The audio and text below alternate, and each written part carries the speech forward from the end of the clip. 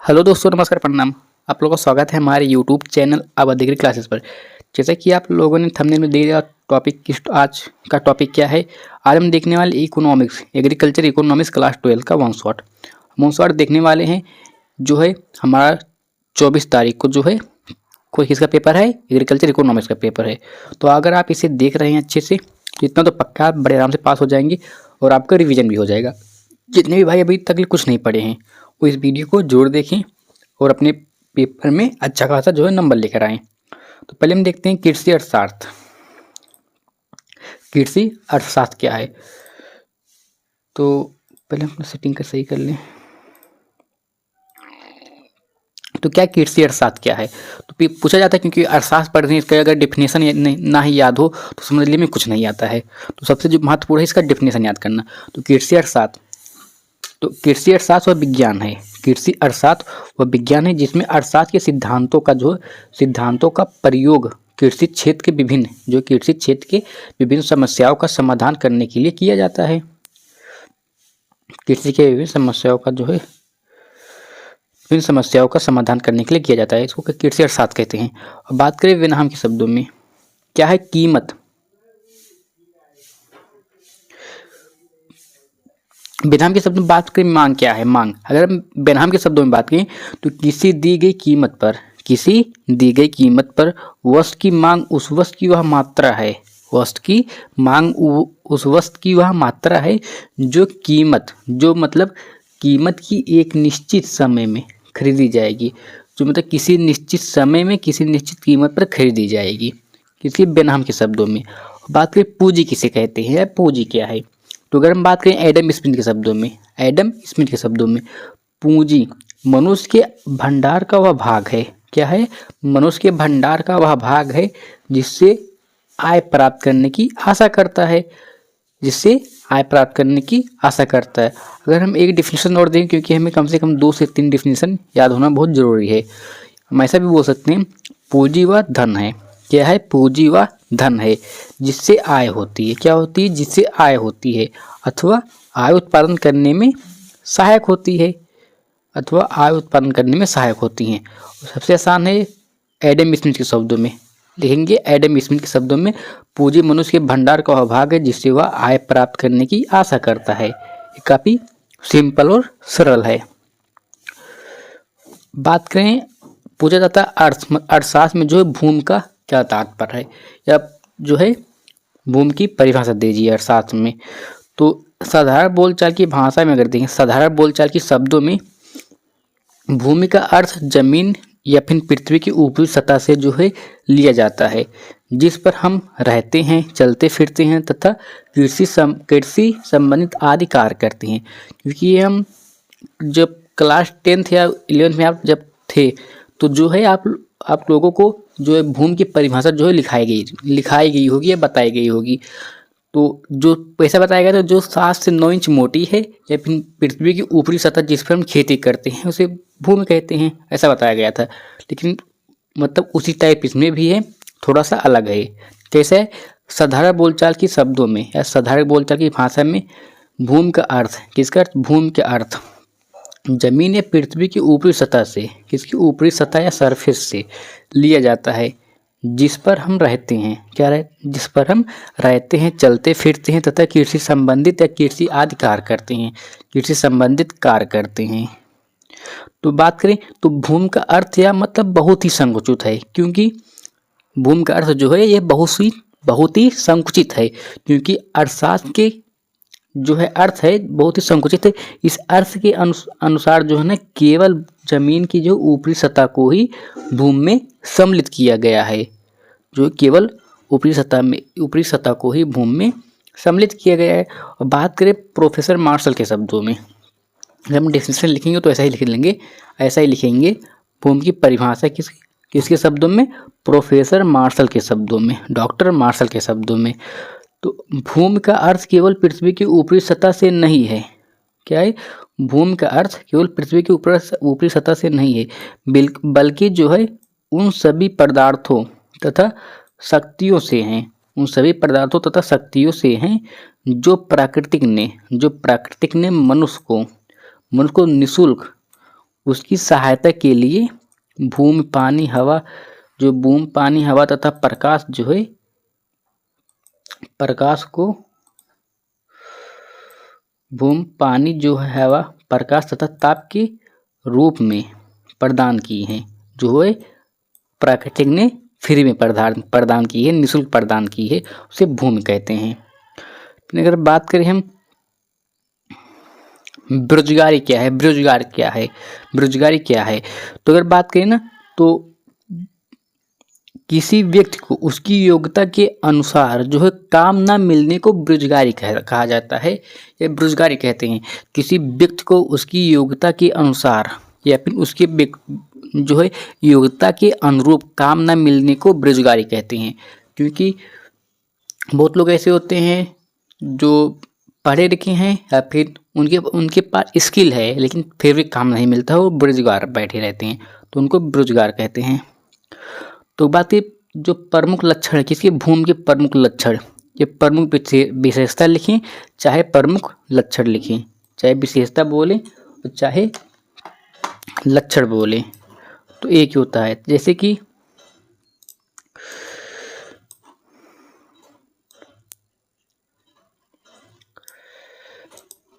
जो प्राकृतिक का निःशुल्क उपहार है, क्या है, जो भूमि है ये प्राकृतिक का निःशुल्क उपहार है। जो भूमि है प्राकृतिक का निःशुल्क उपहार है। तो देखो इसके अंदर हम लिखना चाहे तो ऐसा भी लिख सकते हैं, जैसे जो भूमि है, भूमि प्राकृतिक का निःशुल्क उपहार है, उसे प्राप्त करने के लिए मनुष्य को जो है ना कुछ भी या फिर कुछ भी करना नहीं पड़ता है, कुछ भी नहीं करना पड़ता है, ना ही कोई आय जो है उसे देना पड़ता है इसके बदले, उपयोग के बदले।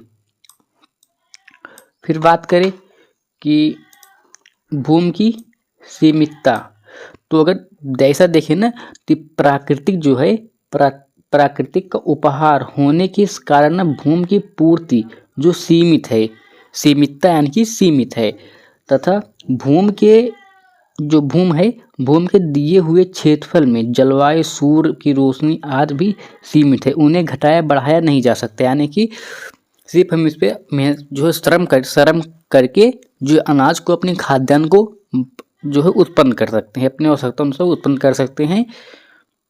बाकी अगर सोचे कि मतलब सूर्य की रोशनी को कम कर दें या फिर ठंडी ला दें, गर्मी ला दें, तो ऐसा नहीं। हाँ जो है कृत्रिम वर्षा कराया जा सकता है, कृत्रिम वर्षा जो है कराया जा सकता है, बाकी उसमें कोई भी सभी चीज़ जो है सीमित हैं। और छायता बात करें यानी कि इसका क्या अर्थ है, तो जो भूमि है ना अक्षय है, क्या है, अक्षय है, जिसे कभी भी जो है नष्ट नहीं किया जा सकता, जिसे कभी भी जो है नष्ट नहीं किया जा सकता है। और बात करें निष्क्रियता की, इसका क्या उद्देश्य होता है, इसका क्या अर्थ है, तो मतलब यह नष्ट नहीं होता है। भूमि से उत्पादन प्राप्त करने के, भूमि से उत्पादन प्राप्त करने के लिए श्रम तथा पूंजी को लगाना पड़ता है। भूमि जो है स्वयं कुछ भी उत्पादन नहीं दे सकती, जो भूमि जो है वो स्वयं से कुछ भी उत्पादन करके नहीं दे सकती। इस दृष्टि से भूमि उत्पादन का एक निष्क्रिय साधन है। क्या है, जो भूमि है उत्पादन का एक निष्क्रिय साधन है। क्या है, निष्क्रियता, निष्क्रियता जो भूमि उत्पादन का एक निष्क्रिय साधन है। बात करें विनिमय, क्या है विनिमय, तो जब दो पक्षों के बीच जो है किसी वस्तु या सेवा का लेन देन स्वेच्छा से किया जाता है, तो वह विनिमय कहलाता है, विनिमय से जो है मुद्रा का प्रयोग भी किया जाता है, जो विनिमय में मुद्रा का जो है प्रयोग भी किया जाता है, जिसमें जो मुद्रा का मतलब विनिमय के माध्यम से जो मुद्रा का प्रयोग किया जाता है उसे क्या कहते हैं, प्रत्यक्ष विनिमय या फिर अप्रत्यक्ष विनिमय। तो विनिमय दो प्रकार के होते हैं ना, एक प्रत्यक्ष विनिमय, एक परोक्ष विनिमय।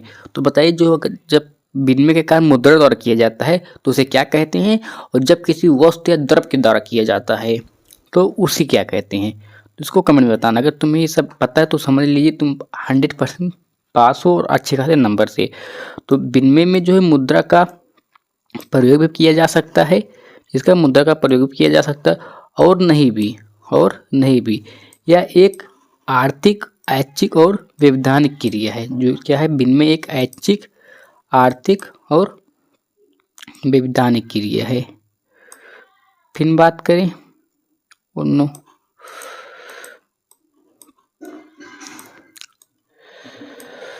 अगर विनिमय की जो है वैज्ञानिक परिभाषा देखें, कौन सी परिभाषा, वैज्ञानिक परिभाषा। तो प्रोफेसर मार्शल के अनुसार अगर प्रोफेसर मार्शल के अनुसार देखें तो दो पक्षों के बीच में या दो पक्षों के बीच होने वाली धन के ऐच्छिक, वैधानिक तथा पारस्परिक हस्तांतरण को विनिमय कहते हैं। फिर से देखिए एक बार, दो पक्षों के बीच में होने वाले धन के ऐच्छिक, वैधानिक तथा पारस्परिक हस्तांतरण को जो है विनिमय कहते हैं। क्या कहते हैं, विनिमय कहते हैं। पारस्परिक हस्तांतरण को विनिमय कहते हैं। सामाजिक गतिशीलता का अर्थ अगर देखें हम, सामाजिक गतिशीलता का अर्थ, तो प्रत्येक समाज जो है अनेक समूहों में जो है बटा होता है। जो प्रत्येक समाज जो है अनेक समूहों में बटा होता है।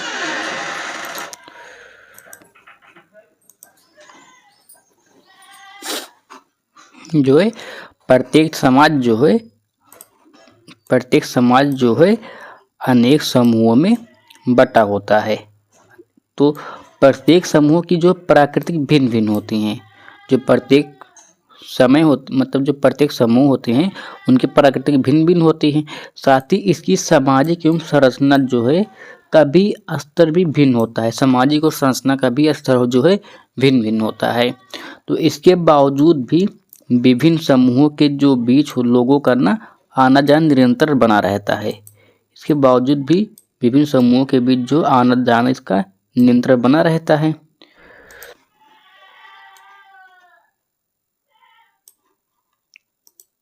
नियंत्रण आना जाना जो है बना रहता है।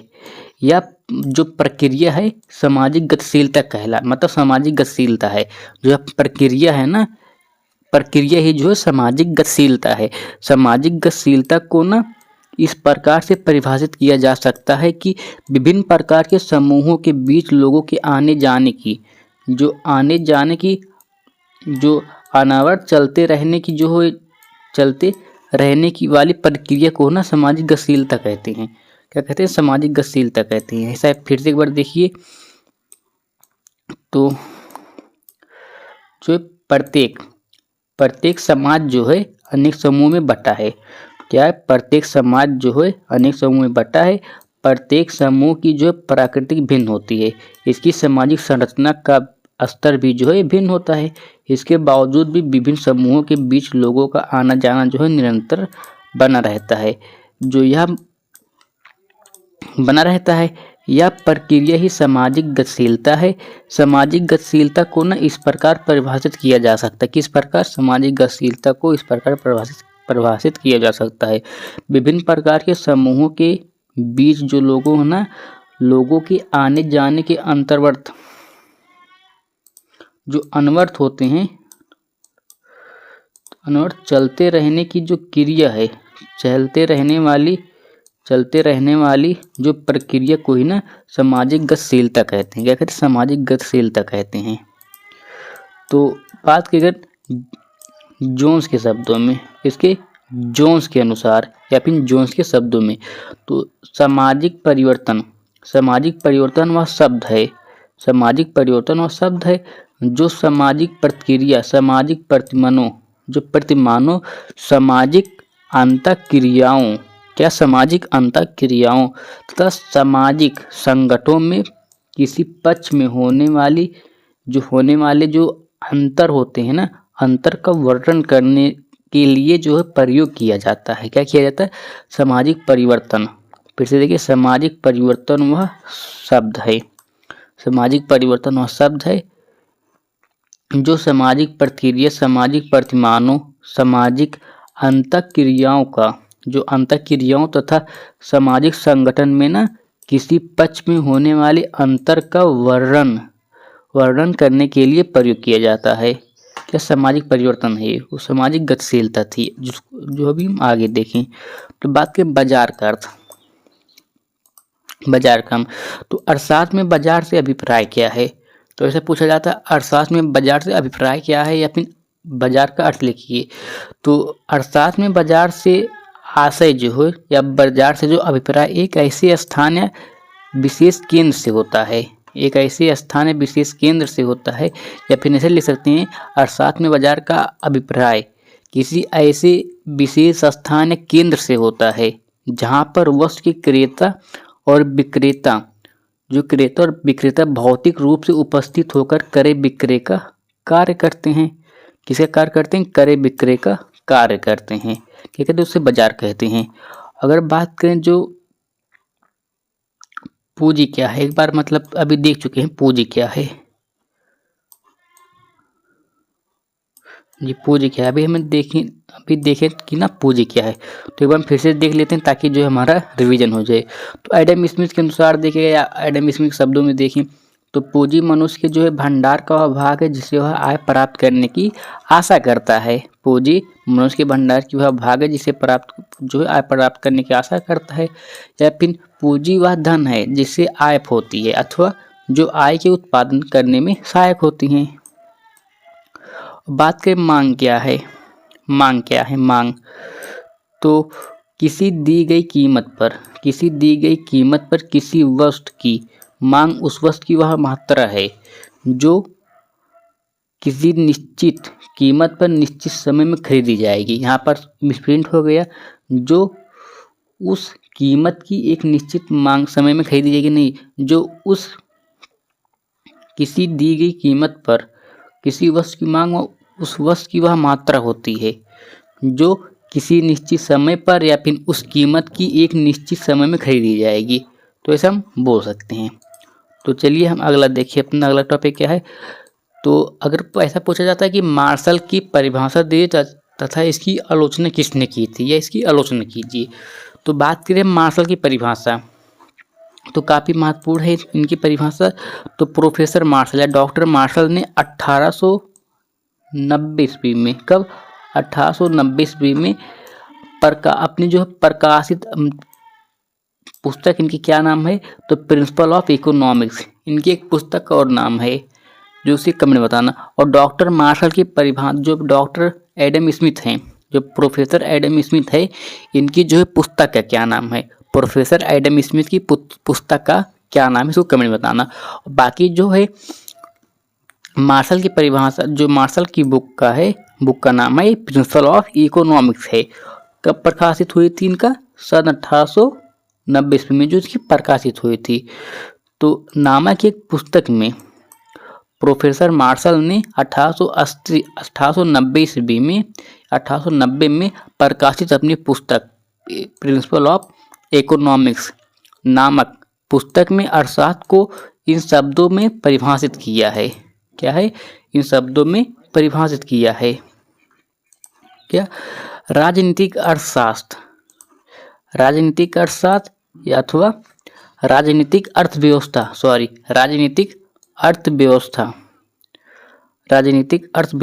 या फिर अर्थशास्त्र मानव जीवन के साधारण व्यवसाय का अध्ययन है। क्या है? मानव जीवन के साधारण व्यवसाय का अध्ययन है। यह व्यक्तिगत तथा सामाजिक क्रियाओं के उस भाग की जांच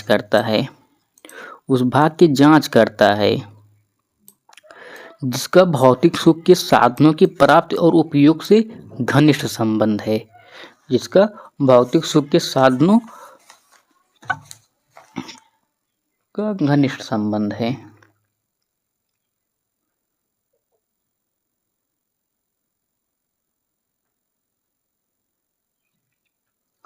फिर बात करें ना अगला, तो मार्शल की परिभाषा की आलोचना किसने किया था? तो हम ऐसा बोलेंगे मार्शल की परिभाषा की जो है आलोचना तो किसने की थी? तो पर्याप्त समय तक किसने किया? तो रॉबिन्सन ने किया था। तो बात करें ना जो इन्होंने दी, उसके बाद कल्याण संबंधी परिभाषा मार्शल ने दिया था। तो इनके परिभाषा के बाद ना पर्याप्त समय तक ना मार्शल की परिभाषा का जो बोलबाला रहा है, फिर काफ़ी समय तक यही प्रचलित था। मतलब सभी को ऐसा लगा ना कि अब जो है अर्थशास्त्र ने जो मतलब कहावत थी अर्थशास्त्र ने परिभाषाओं से अपना गला घोंट लिया है। तो जो है ऐसा माना जाने लगा कि अर्थशास्त्र की परिभाषा का ही एंड हो गया। तो इसीलिए क्योंकि इन्हें सभी के से अलग जो है डिफिनेशन दिया था, तो काफ़ी समय तक बोला बाला रहा। यह समझा जाने लगा कि मार्शल ने अर्थशास्त्र की परिभाषा संबंधित वाद विवाद जो था ना उसका अंत कर दिया है। लेकिन फिर जो है ना 1932 ईस्वी में 1932 ईस्वी में रॉबिन्सन ने अर्थशास्त्र की एक नए दृष्टिकोण से परिभाषा देते हुए मार्शल की परिभाषा की क्या की कटु आलोचना की। ऐसा पूछा जाता कि मार्शल की परिभाषा की आलोचना किसने की थी, तो रॉबिन्सन ने की। कब किए थे? 1932 ईस्वी में आलोचना की। मार्शल की परिभाषा में कितने दोष थे? मुख्यतः जो है ना निम्न दोष थे, तो इन दोषों को यहाँ पर नहीं ऐड किया गया है। तो अर्थशास्त्र है ना कि अर्थशास्त्र कला है या विज्ञान? तो क्या है? अर्थशास्त्र विज्ञान है या कला, मतलब विज्ञान है, कला है, अथवा दोनों। या जानने से तात्पर्य ना, जैसे कि अगर किसी भी हम सब्जेक्ट पढ़, जैसे कि हम बॉटनी पढ़ रहे हैं या फिर जूलॉजी पढ़ रहे हैं, तो उसका परिभाषा जानना काफ़ी आवश्यक होता है। जैसे कि हम इकोनॉमिक्स पढ़ रहे हैं अभी, तो मतलब इसकी बहुत अनगिनत परिभाषाएं हैं। इसीलिए किसी वैज्ञानिक ने कहा है कि जेम्स किंग्स ने कहा है कि अर्थशास्त्र ने परिभाषाओं से अपना गला घोंट लिया है। इसी प्रकार का एक मत दिए हैं बारबरा भूटन ने। क्या? वैज्ञानिक बारबरा भूटन ने, कि जो है जब कभी 6 अर्थशास्त्री इकट्ठा होते हैं तो उनके 7 मत होते हैं। उसी प्रकार हम किसी भी जो है सब्जेक्ट की, अगर किसी भी सब्जेक्ट पढ़ रहे हैं तो उसकी जो है डेफिनेशन एक बार देखते हैं। तो ऐसे ही अर्थशास्त्र की डेफिनेशन देखना काफ़ी जरूरी है, और कला का डेफिनेशन देखना काफ़ी जरूरी है। उसके बाद हम जान पाएंगे कि जो है कला है, विज्ञान है, अथवा दोनों है। तो इसी अनुसार जो अर्थशास्त्र विज्ञान है या कला है, मतलब जानने से तात्पर्य अर्थशास्त्र की प्राकृतिक जानने से है, या जानने से पूर्व हमें विज्ञान तथा कला के शब्दों का जो है अर्थ समझ लेना चाहिए। इन दोनों का अर्थ जब समझेंगे तो जो है तभी हम निष्कर्ष निकाल पाएंगे कि अर्थशास्त्र कला है व विज्ञान है। तो बात करें कि विज्ञान, तो अगर वैसे बात करें तो सुसंगठित सुव्यवस्थित क्रमबद्ध ज्ञान को विज्ञान कहते हैं। या फिर अगर हम इसमें देखें तो विज्ञान वस्तु स्थिति का व्यवस्थित विवरण है। क्या है? विवरण है, जो उसके कारण एवं परिमाण के माध्यम जो है ना, कारण एवं परिमाण के मध्य जो है ना संबंध स्थापित करता है। क्या स्थापित करता है? संबंध स्थापित करता है। विज्ञान वस्तु स्थिति का व्यवस्थित विवरण है, जो उसके कारण एवं परिमाण के, मतलब कारण एवं परिमाण के मध्य जो है संबंध स्थापित करता है। फिर बात करें तो अगर अर्थशास्त्र विज्ञान है तो मतलब ना अर्थशास्त्र विज्ञान है। क्या मतलब? क्यों है? क्योंकि इसमें भी जो है विज्ञान की तरह विशेषताएं विद्यमान है। अर्थशास्त्र क्रमबद्ध ज्ञान का भंडार है, क्योंकि ना इसमें धन का उपयोग, उत्पत्ति, विनिमय तथा वितरण से संबंधित क्रियाओं का जो है ना क्रमबद्ध अध्ययन किया जाता है। और अर्थशास्त्र के अंतर्गत भी ना ज्ञान की भांति, मतलब विज्ञान की भांति जो है तथ्य एकत्र किए जाते हैं। क्या? तथ्य एकत्र किए जाते हैं, जो है तथ्य एकत्र किए जाते हैं तथा ना किए जाते हैं, उनका वर्गीकरण भी किया जाता तथा विश्लेषण भी किया जाता है। विज्ञान के नियमों की भांति अर्थशास्त्र के ना भी अपने नियम होते हैं। यह नियम भी जो है विज्ञान की तरह सार्वभौतिक रूप से जो है लागू होते हैं। विज्ञान की तरह भी ना अर्थशास्त्र के भी जो है नियम होते हैं, जिनके जो है विज्ञान के 2 शाखाएं हैं। जैसे एक वास्तविक विज्ञान, एक आदर्श विज्ञान। वास्तविक विज्ञान किसने कहा था? किस वैज्ञानिक ने अर्थशास्त्र को वास्तविक विज्ञान माना है? इसको आप कमेंट बताएंगे। कहाँ पर? कमेंट में बताएंगे, क्योंकि हो सकता है कि एक नंबर में यह आ जाए, चाहे एमसीक्यू में चाहे एक नंबर में आ जाए। तो वास्तविक विज्ञान में ना केवल वस्तु स्थिति का ही अध्ययन किया जाता है, अर्थात स्थिति क्या है। और जो आदर्श विज्ञान है, आदर्श विज्ञान यह बताता है कि स्थिति क्या होनी चाहिए। जो वास्तविक विज्ञान है मतलब उसमें वस्तु की स्थिति क्या है, ऐसी भी बताता है कि केवल वस्तु की स्थिति का ही अध्ययन किया जाता है, या वह क्या बताता है कि वस्तु की स्थिति क्या है। जो आदर्श विज्ञान है ये बताता है कि स्थिति क्या होनी चाहिए, बताता है आदर्श विज्ञान क्या होनी चाहिए, और बताता है वास्तविक विज्ञान की वस्तु की स्थिति क्या है। और जो अगर बात करूँ अब तक विज्ञान अर्थशास्त्र जो है विज्ञान के रूप में देखा जा रहा था, अब तक हम अर्थशास्त्र को विज्ञान के रूप में देख रहे थे। अब जो अर्थशास्त्र को हम कला के रूप में देखते हैं,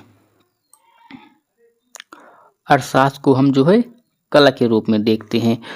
तो कल जो है कला शब्द का आशय क्या है, जो कला शब्द का आशय किसी उद्देश्य को प्राप्त करने मतलब प्राप्त करने की रीत से है, किसी उद्देश्य को प्राप्त करने की रीत से है। क्या है, इस उद्देश्य को प्राप्त करने की रीत से है। कला हमें यह बताती है, कला हमें बताती है कि ना कि आबुक उद्देश्य को प्राप्त करने की जो सर्वोत्तम रीत है, जो आबुक उद्देश्य को प्राप्त करने की जो सर्वोत्तम रीत है, क्या है, सर्वोत्तम रीत क्या है। उसके बाद जो वस्तु की जो है ना वास्तविक, या फिर बात करें कि जो वास्तविक विज्ञान है, वास्तविक विज्ञान में हमें वस्तु का स्थिति का ज्ञान कराता है, जो वास्तविक विज्ञान है हमें वस्तु की स्थिति का ज्ञान कराता है। और जो आदर्श विज्ञान है हमारे सामने जो है आदर्श उपस्थित कराता है, या स्थिति क्या होनी चाहिए, या फिर वस्तु की स्थिति का ज्ञान कराता है, स्थिति क्या होनी चाहिए।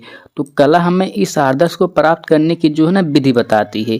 जो वास्तविक विज्ञान है वो आदर्श विज्ञान है, इन सबको ना जो है प्राप्त करने की ना विधि बताती है। क्या बताती है, कला जो है हमें इस सबको प्राप्त करने की विधि बताती है कि कैसे इन सबको प्राप्त किया जाएगा।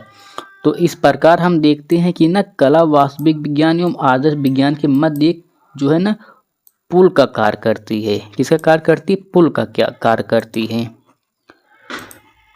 अगर इसको एक बार अच्छे से देखिए, फिर से एक बार देखिए, क्योंकि काफ़ी जो है यहाँ से देखिए, अब कला के रूप में देखिए, हम जो हम अर्थशास्त्र को जो है कला के रूप में देखिए। तो कला शब्द का आशय जो किसी उद्देश्य को प्राप्त करने की रीत से है। कला का आशय किसी वस्तु को जो है प्राप्त करने की, या फिर किसी उद्देश्य को प्राप्त करने की रीत से है। कला हमें बताती है कि आबुक उद्देश्य को प्राप्त करने की जो सर्वोत्तम रीत क्या है। इसके बाद जो हम वास्तविक विज्ञान है, वास्तविक विज्ञान हमें वस्तु की स्थिति का ज्ञान कराता है। और आदर्श जो विज्ञान है हमारे सामने आदर्श उपस्थित करता है। कला हमें इस आदर्श को ना प्राप्त करने की विधि बताती है। इस प्रकार हम देखते हैं, क्या देखते हैं, इस प्रकार हम देखते हैं कि जो है कला वास्तविक एवं आदर्श विज्ञान, कला वास्तविक विज्ञान एवं आदर्श विज्ञान के जो मध्य है ना एक पुल का जो है पुल का कार्य कर रही है, या पुल का कार्य करती है। बात करें मुद्रा, तो काफ़ी जो है इम्पॉर्टेंट चैप्टर है मुद्रा, क्योंकि अगर आएगा तो 6 नंबर में आ गया तो 4 नंबर तो पक्का है आएगा मुद्रा। तो जेएल मतलब जेएल हैंसन के शब्दों में अगर बात करें, किसके, जेएल हैंसन के शब्दों में अगर देखिए हम, तो सौंदर्य जो है क्या है, सौंदर्य शक्तिमान है, सौंदर्य शक्तिमान है, किंतु जो मुद्रा है यह सर्वशक्तिमान है, किंतु मुद्रा सर्वशक्तिमान है। प्रेम के द्वारा जो है बहुत से कार्य को जो है संपन्न किया जा सकता है, बहुत से कार्य को संपन्न किया जा सकता है। लेकिन जो मुद्रा है ना, किंतु मुद्रा के द्वारा सभी कार्यों को संपन्न किया जा सकता है। या फिर ऐसा बोलें कि सौंदर्य शक्तिमान है, क्या है, सौंदर्य शक्तिमान है, किंतु मुद्रा सर्वशक्तिमान है। प्रेम के द्वारा बहुत से कार्य संपन्न होते हैं, बहुत से कार्य संपन्न होते हैं, किंतु मुद्रा के द्वारा सभी कार्यों को संपन्न किया जा सकता है, ऐसा भी बोल सकते हैं। और बात करें विलियम नैप के शब्दों में, विलियम नैप के शब्दों में। किसके शब्दों में? विलियम नैप के शब्दों में। तो इनके शब्दों में अगर बात करें ना, तो कोई भी वस्तु या फिर मत कोई भी वस्तु जो है ना, जो राज्य द्वारा कोई भी वस्तु जो राज्य द्वारा कोई भी वस्तु जो राज्य द्वारा मुद्रा घोषित कर दी जाती है, मुद्रा हो जाती है। कोई भी वस्तु जो राज्य द्वारा मुद्रा घोषित कर दी जाती है, मुद्रा हो जाती है। तो अगर देखें ना, मुद्रा जो है ना, मुद्रा जो मुद्रा है, मुद्रा की जो मुद्रा है ना, इसकी आधुनिक अर्थव्यवस्था में मुद्रा की क्या महत्व है, सब पूछा जाता है। इसकी महत्व की जो है समीक्षा दीजिए।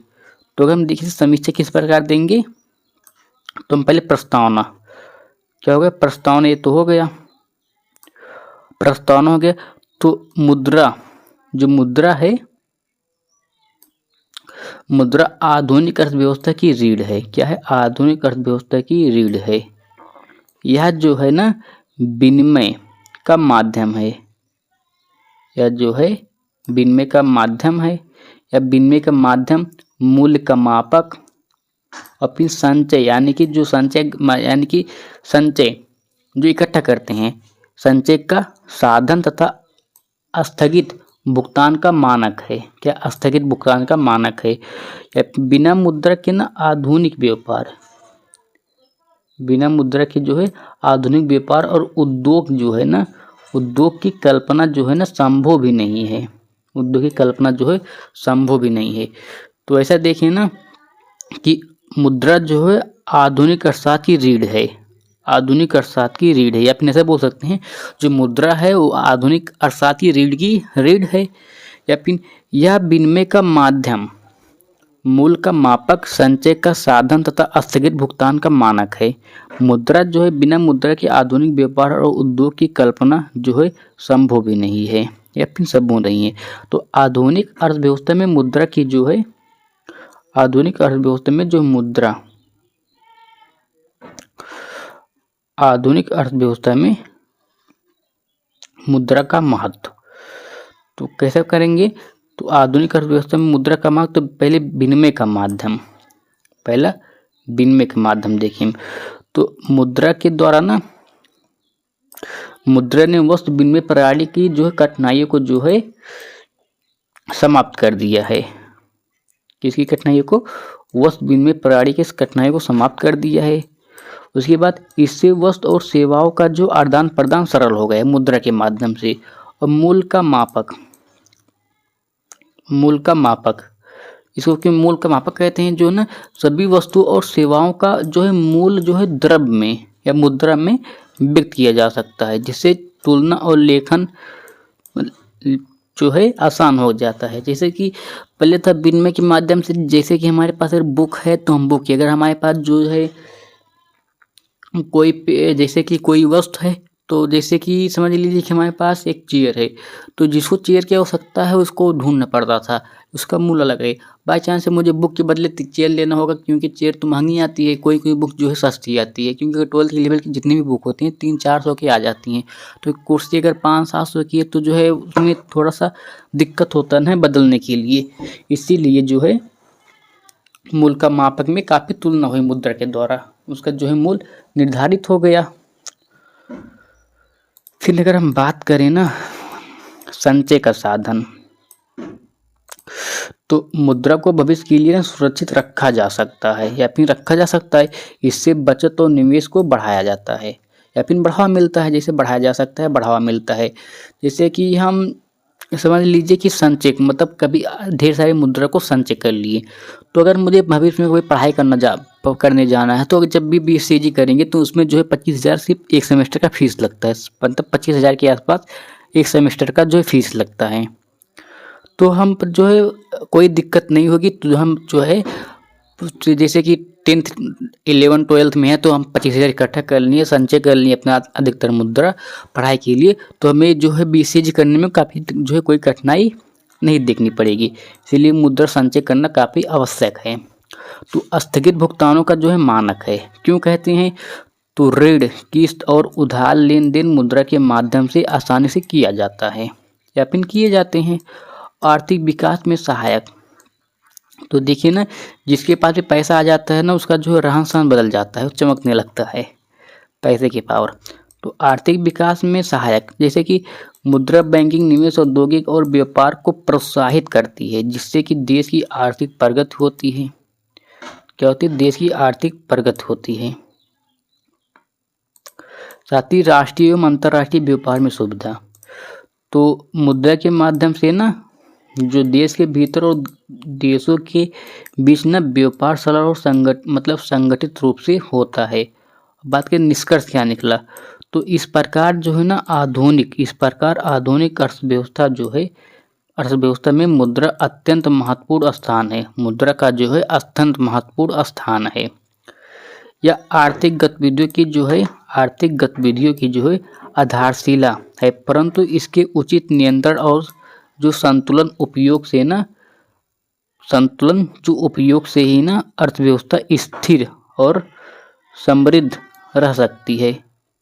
क्या सकती रह सकती है? इसके संतुलन उपयोग से ही, मतलब इसके संतुलन उपयोग से ही। बात करें बैंक की परिभाषा, बैंक की परिभाषा, बैंक देखिए, तो अगर बात करें साधारण बोलचाल की भाषा में, साधारण बोलचाल की भाषा में बैंक एक ऐसी संस्था मानी जाती है, बैंक एक ऐसी संस्था मानी जाती है जो व्यक्तियों से मुद्रा को जमा के रूप में प्राप्त करती है, तथा जो जरूरतमंद व्यक्ति होते हैं और संस्थाएं होती हैं, जो जरूरतमंद संस्थाएं होती हैं, उनको मुद्रा ना ऋण प्रदान करते हैं, मुद्रा को ऋण के रूप में प्रदान करती हैं। या फिर देखिए, साधारण बोलचाल की भाषा में जो है ना, ये बैंक एक ऐसी संस्था मानी जाती है जो व्यक्तियों से मुद्रा को जमा के रूप में प्राप्त करती है तथा जरूरतमंद व्यक्तियों और संस्थाओं को ऋण प्रदान करती है। क्या कहते हैं? उसे बैंक कहते हैं। तो आधुनिक अर्थव्यवस्था में अगर देखें ना, बैंक का निम्न महत्व है, जैसे बचत का प्रोत्साहन। तो बहुत से लोग होते हैं ना कि जो पैसा उनके पास रहता है तो खर्च कर देते हैं, तो वही अपने बैंक में डाल देते हैं, तो उनको जो है निकालने के लिए जो है बोलते हैं क्या मैं बैंक में जाऊं, छोड़ो रहने दीजिए, बाद में ले लेंगे। तो वही सी मतलब जितने भी कंजूस होते हैं ना, उनके पास अत्यधिक धन होता है, तो जो भी बचत करते हैं उनके पास धन ही रहता है। अफवाह की मतलब कंजूस है, बहुत कंजूस है भाई, वो मतलब मेहनत करके धन इकट्ठा कर रहा है। तो अगर बात करें ना, बैंक लोगों को ना अपनी आय का कुछ भाग जो है जमा करने के लिए प्रेरित करता है। क्यों करता है? क्योंकि ये ब्याज भी देता है और इससे पूंजी का जो है निर्माण होता है। जब हम जमा किए रहेंगे तो अगर कोई उद्योग हमें डालना है या कोई मतलब काम करना है, तो जो है पूंजी का जो है इससे ना पूंजी का जो है निर्माण होता है, कैपिटल फॉर्मेशन होता है, यानी कि पूंजी का निर्माण होता है। तो काफ़ी महत्वपूर्ण है हमें, मतलब कोई भी उद्योग डालने के लिए, कोई भी बिजनेस करने के लिए जो हमें पूंजी की आवश्यकता होती है ना, तो हम अगर बचत किए रहेंगे तो हम भविष्य में कभी भी कर सकते हैं। बात करें ऋण सुविधा, तो जो बैंक है ना, बैंक उद्योग जो है ना, व्यापार, कृषि और व्यक्तियों को ना ऋण देती है, जिससे उत्पादन और रोजगार बढ़ता है। इसके बाद व्यापार में सुविधा, तो व्यापार में कैसी सुविधा है इसकी, तो चेक व ड्राफ्ट के माध्यम से, जो ड्राफ्ट होता है, ऑनलाइन ट्रांजैक्शन आदि सेवाओं से लेन देन सरल व सुरक्षित होता है। क्योंकि अगर कभी मतलब पैसा लेने जाते थे ना, तो जो चोर डकैत लूट लेते थे। और पूंजी के निर्माण में भी बात हुआ ना, तो जनता की छोटी छोटी बचत को एकत्र करके बैंक बड़े निवेश में परिवर्तित कर देता है। जैसे कि अगर हम 100 रुपये जो है, कितना 100 रुपये जो डेली जमा कर रहे हैं, 30 दिन जमा किए ना, तो 3000 कितना हो जाता है, 30 दिन जमा किए, 1 महीना, तो वह 3000 हो जाता है, 3 के। तो हो गई ना बड़ी, हम 100 रुपये जमा कर रहे थे, नहीं भाई 30,000 हो जाता है ना, 3000 हो जाता है, 3000 हो जाता है। अगर बात करें हम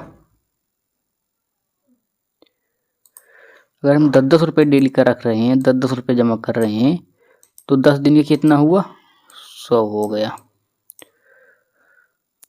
10 दिन का 100 हो गया और 300 हो गया, हमारा जो है रिचार्ज मिल जाता है। अगर इसकी बात करें ना, जो अपना रिचार्ज कराते हैं, 299 रुपये का रिचार्ज कराते हैं, तो समझ लेना डेली का जो है 10 रुपये जाता है। और कमाई कितनी है, कमाई 1 रुपये भी नहीं, सिर्फ पढ़ाई कर रहे हैं ना, तो कमाई कहाँ से होगी।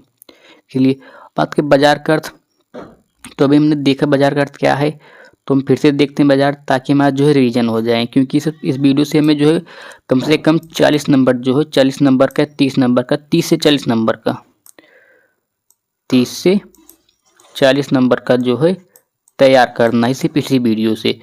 तो बात करें हम जो बाजार है, तो अर्थशास्त्र में बाजार से अभिप्राय किसी ऐसे विशेष स्थान है, केंद्र से, जहाँ पर वस्तु के क्रेता विक्रेता और क्रेता विक्रेता जो भौतिक रूप से उपस्थित होकर क्रय विक्रय का कार्य करते हैं, ये हो गया।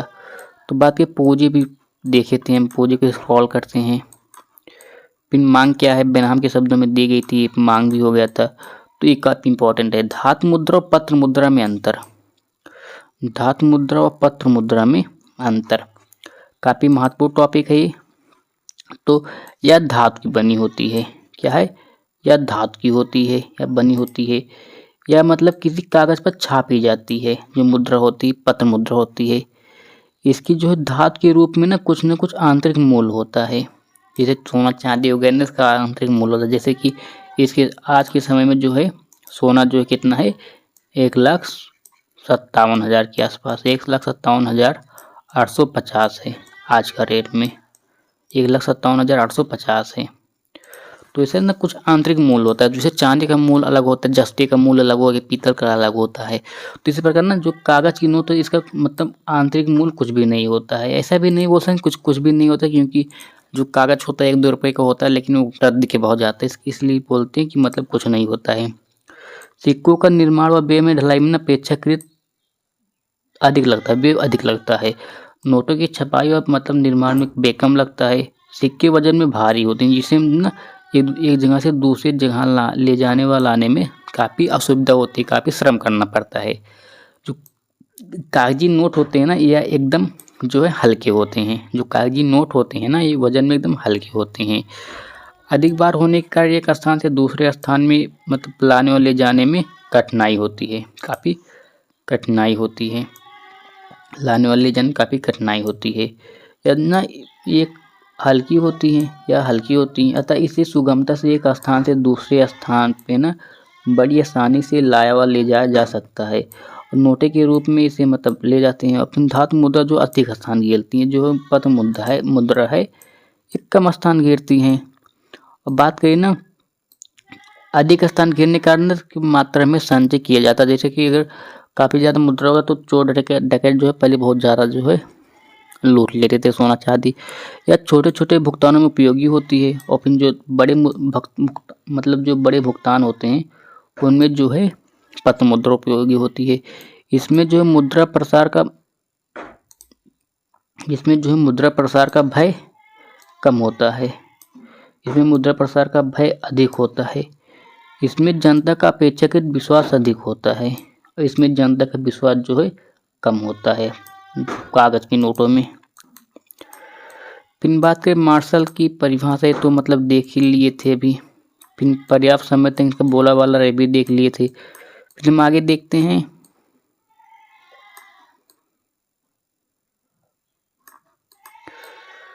इसको भी देख लिए थे, देखना है। अर्थशास्त्र के रूप में कला विज्ञान, इसको भी देख लिए थे।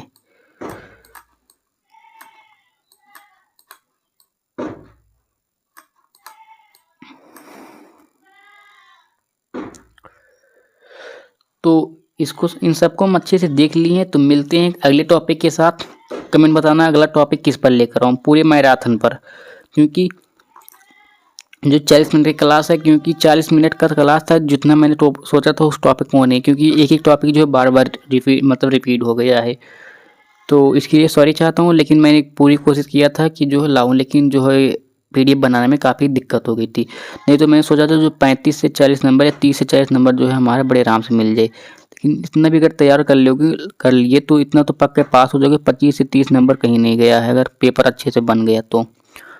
तो चलिए मिलते हैं अगले टॉपिक के साथ। आप लोग कमेंट में बता देना कि अगला टॉपिक क्या रहेगा, अगला वीडियो किस टॉपिक पर लेकर आऊँ।